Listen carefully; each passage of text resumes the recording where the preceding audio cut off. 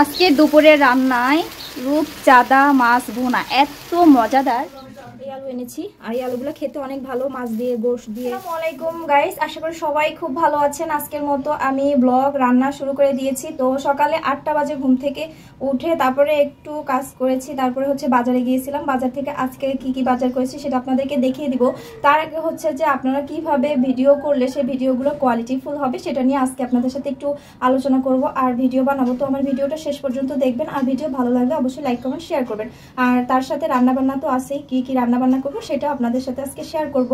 তো চলুন যাই, আগে আপনাদেরকে দেখিয়ে দিই। আপনারা প্রথমে হচ্ছে দেখিয়ে দিচ্ছি আপনারা কোন ট্রাইপড দিয়ে ভিডিও বানাবেন। আমি হচ্ছে এই একটা ট্রাইপড দিয়ে ভিডিও বানাই, এটা দিয়ে খুবই ভালো হয়। এই ট্রাইপড দিয়ে রান্না বান্না করা যায় খুব সুবিধা মতো, আর লাইভও করা যায়।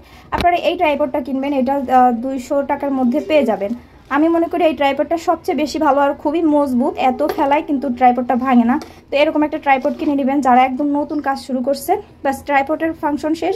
এখন আপনাদেরকে দেখিয়ে দিচ্ছি চুলার পাশটা একটু পরিষ্কার করে রাখবেন যাতে এই সাইডটা দেখতে ভালো লাগে। সাইডটা একটু পরিষ্কার রাখবেন যদি থাকে, তারপরে এরকম একটা সবুজ গাছ দিয়ে রাখবেন।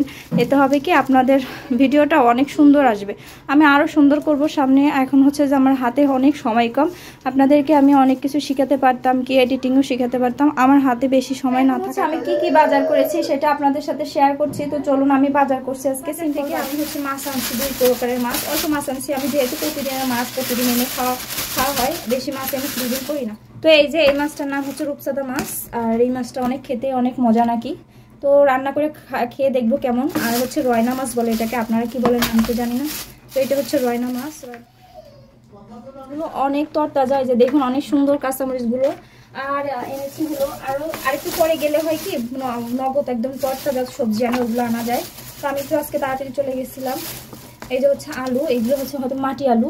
এই যে এই আলু এনেছি, আর এই আলুগুলো খেতে অনেক ভালো, মাছ দিয়ে গোশ দিয়ে মুরগির গোশ দিয়ে খেতে অনেক। সিম এখানে 2 প্রকারের সিম আছে, একটা হচ্ছে বিচি বেশি আর একটা বিচি কম। এই সিমগুলো হচ্ছে যে একটা ভর্তা দিয়ে খাই, আর এটা হচ্ছে আপনার তরকারিতে খাই আমি, আর ভাজিতে। আনছি পালং শাকগুলো আছে, তেমন একটা ভালো না, তারপরও এনেছি, খাওয়া যায়। এই পালং শাক খাওয়া খুবই। এখন হচ্ছে মাছ কেটে নিচ্ছি। আগে এই রূপচাঁদা মাছটা কেটে নিই। আমি মাছ কাটি সবসময় বটি দিয়ে, আবার বটি দিয়ে মাছ কাটতে আমার সুবিধা হয়, এই জন্য আমি বটি দিয়ে মাছ কাটি। এই মাছটার আগে আমি যেহেতু খাইনি, এর কাটাটাও আমি বুঝি না, তারপরও এখন মাছগুলো আমি ভালো করে ধুয়ে নিয়েছি। এগুলো সাগরের মাছ, এগুলো খেতে কিন্তু দারুণ। পালং শাকগুলো রান্না করে নিব রয়না মাছ দিয়ে, তাই এখানে পেঁয়াজ কুচি দিয়ে দিয়েছি টমেটো, আদা, রসুন বাটা, তারপরে একটু পেঁয়াজ বাটা, হলুদের গুঁড়ি, মরিচের গুঁড়ি, এগুলো দিয়ে আমি ভালো করে মশলাটা কষিয়ে তারপরে হচ্ছে পালং শাকটা রান্না করে ফেলেছি। আর এই পালং শাক রান্নাটা অসাধারণ লাগে, একটু আলুও দিয়েছি। রূপচাঁদা মাছ রান্নাটা আপনাদেরকে আমি অন্য একটা ভিডিওতে, পুরো ভিডিওতে রান্নাটা দেখাবো। যেহেতু একটু লং ভিডিওতে 3 মিনিটের বেশি ভিডিও দিলে কেউ তেমন দেখতে চায় না, আমি যেহেতু নতুন ইউজার। আপনারাও চেষ্টা করবেন সব সময় লং ভিডিও 3 মিনিটের দেওয়া। তো আজকের মতো রান্না বান্না শেষ। তো আমার ভিডিওগুলো যদি আপনাদের ভালো লেগে থাকে অবশ্যই লাইক কমেন্ট শেয়ার করে পাশে থাকবেন। আল্লাহ হাফেজ।